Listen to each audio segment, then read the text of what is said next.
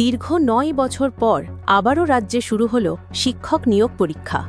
বহু বিতর্ক, আন্দোলন ও আইনি জটিলতার পর আজ অবশেষে বসছে এসএসসি পরীক্ষা।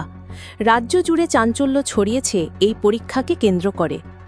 শিক্ষক নিয়োগ দুর্নীতি মামলার জেরে গত প্রায় ১ দশক ধরে বন্ধ হয়েছিল রাজ্যের স্কুল সার্ভিস কমিশনের বা এসএসসির পরীক্ষা। আজ শুক্রবার অবশেষে সেই দীর্ঘ প্রতীক্ষার অবসান হল। ব্যারাকপুর সংসদীয় ক্ষেত্রে মোট ৭টি স্কুলে একযোগে শুরু হয়েছে এই নিয়োগ পরীক্ষা। প্রায় ৩,৫০০ পরীক্ষার্থী বসছেন এ পরীক্ষায়। সকাল থেকেই বিভিন্ন কেন্দ্রে দেখা গেছে উৎসাহ, উত্তেজনা আর কড়া নিরাপত্তার চিত্র। নৈহাটি নরেন্দ্র বিদ্যানিকেতন হাইস্কুলে পরীক্ষার্থীদের মধ্যে ছিলেন চিন্ময় মণ্ডল, যিনি শিক্ষক আন্দোলনের অন্যতম মুখ হিসেবে পরিচিত। প্রতিটি কেন্দ্রে ছিল বিশেষ নিরাপত্তা ব্যবস্থা।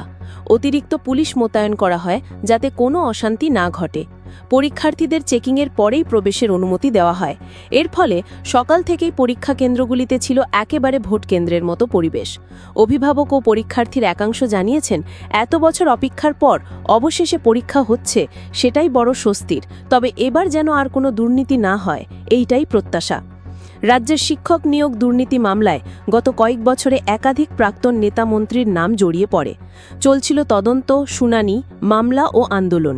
এই দীর্ঘ টানাপোড়েনের পর এসএসসি পরীক্ষা নতুন করে শুরু হওয়ায় স্বস্তির নিঃশ্বাস ফেলছেন অনেকে।